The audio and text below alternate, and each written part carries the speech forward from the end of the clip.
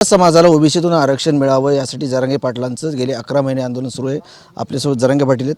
दादा, तुम्ही नाशिकमध्ये अशी घोषणा केली होती किंवा सांगितलं होतं की 29 तारखेच्या आत डाटा गोळा करायचा आहे, उमेदवारांनी त्यांचे कागदपत्र जमा करायचे. नेमके काय कागदपत्र करायचे आणि कोणता डेटा आणायचा आहे?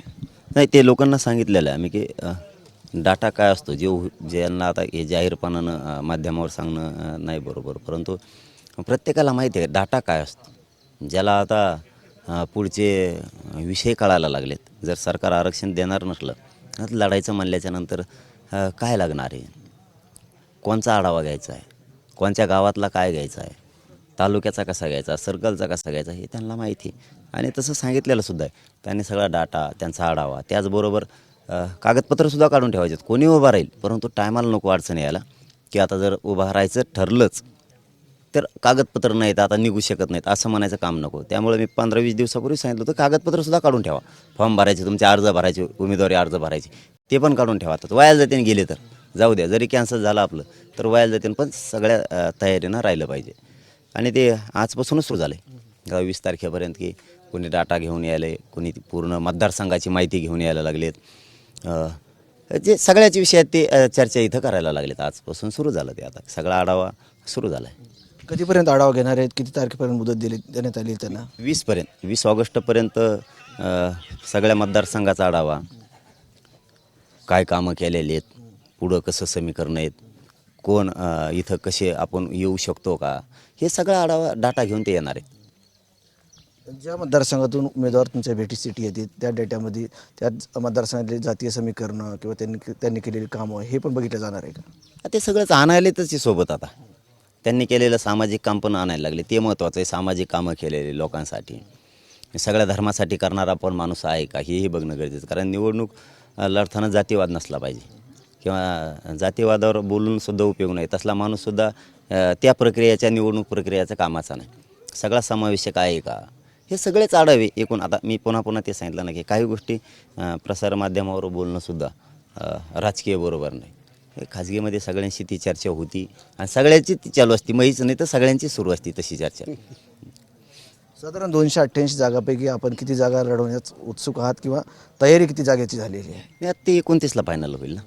हे किती लढायचे आहेत, कोण उभे करायचे आहेत, कुठं उभे करायचे आहेत, कोणत्या मतदारसंघात करायचे आहेत, कुठं ताकद किती आहे, कोणचा माणूस सगळ्या समाजाला धरून चालतो, सगळ्या समाजाचे प्रश्न सोडू शकतो का.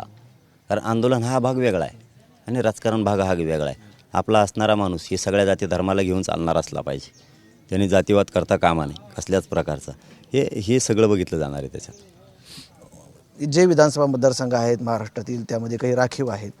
या ठिकाणी तुम्ही कॅन्डिडेट कसे देणार किंवा काही मतदारसंघ असे आहेत की मराठा बहुल आहेत, मुस्लिम बहुल आहेत, दलित बहुल आहेत, ओबीसी बहुल आहेत, या ठिकाणी रचना कशी असणार आहे? जिथं राखीव आहेत तिथं आमच्या विचाराचे लोक आम्ही देणार किंवा ते जरी असले दुसरे उभं राहिलेले ते आमच्या विचाराचे आहेत का हे बघणार आम्ही. नुसते आमच्याच विचाराचे देऊन बी चालणार नाही. तो येणार का, त्याची कितीपत प्रतिमा समाजात आहे बाकी समीकरणं जुळवण्यासाठी. मराठा तर राखीवमध्ये यावेळेस एक शिक्का चालणार. मग तो कोणी उमेदवार सांगू द्या आम्ही, त्यांचा जरी उभा असला, तो जर आमच्या विचाराशी सहमत असला, आमच्या विचाराशी, तरी मराठा त्याला एक शिक्का चालणार आहे यावेळेस राखीवमध्ये सुद्धा. त्यामुळे ते फक्त ते आमच्या विचाराचं, आमचा प्रश्न तो महत्त्वाचा आहे की आमच्या विचाराचा. मग ते दुसऱ्यांनी उभा केला असला तरी हरकत नाही, पण आमच्या विचाराचा पाहिजे. जर 29 तारखे अगोदर तुमच्या ज्या मागण्या आहेत त्या पूर्ण झाल्या नाही तर विधानसभा निवडणूक लढवण्यावर फायनल आहात तुम्ही? नाही, आता समाज काय निर्णय घेतो ते अवलंबून समाजावर आहे. त्या दिवशी 29 तारखेला सगळ्याला विचार आणते, ती दिवसभर बैठक चालणार आहे. आता त्या दिवसभराच्या बैठकीत जो काय सगळ्याच्या एकमतानं निर्णय होईल ते फायनल असणार आहे त्या दिवशी. 20 तारखेपर्यंत डेटा जमा करायचा. हा 27पर्यंत राहणार आहे तसं. कारण समीकरणं 20 ते 27 पुन्हा सगळ्या जाती धर्मांचे कोण नेते आहेत, लोक आहेत, मराठा आपण सगळे मिळून ही लढवायची काम. कारण समीकरणंसुद्धा जुळणं गरजेचं आहे. म्हणून 20 ते 27 आपण यासाठी ठेवलेले की राज्यातले जे सामाजिक काम करणारे नेते आहेत, सामाजिक काम करणारे जाती धर्माचे लोक आहेत, त्या जाती एकत्र येत आहेत का. म्हणजे त्या 20 ते 27 या दरम्यान आपल्याला ते बघायचं की सगळ्या जाती धर्माचे लोक किती येत आहेत, समीकरणं सगळ्या जातीचे जुळत आहेत का. कारण कुठल्याच एका जातीवरती निवडणूक लढणं सोपं नाही, कोणी असू देत. तसं असलं तरी काही वेळेस आघाडी युती करावी लागते, असं काही होऊ शकतं का जर निवडणूक लढवायचीच तर? नाही नाही, आघाडी बिघाडी नाही.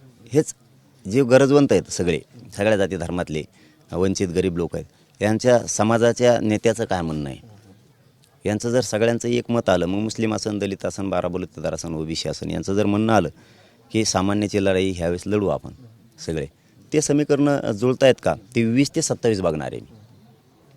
मागे बच्चू कडू साहेबांनी तुम्हाला आमंत्रण दिलं होतं, वंचितचे आंबेडकर साहेब आहेत ते बोलले होते, यांच्यासोबत युती आघाडी होऊ शकते? ते आज काही सांगता येत नाही. आघाडीन फागाडी नकोच वाटतं मला ते.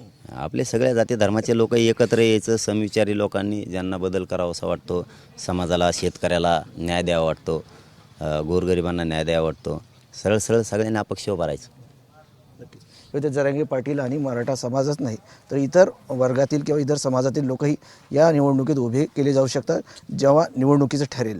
कॅमेरामॅन हर्षल निकमसह संजय सर्वोदय TV9 मराठी अंतरावली साठी जालना.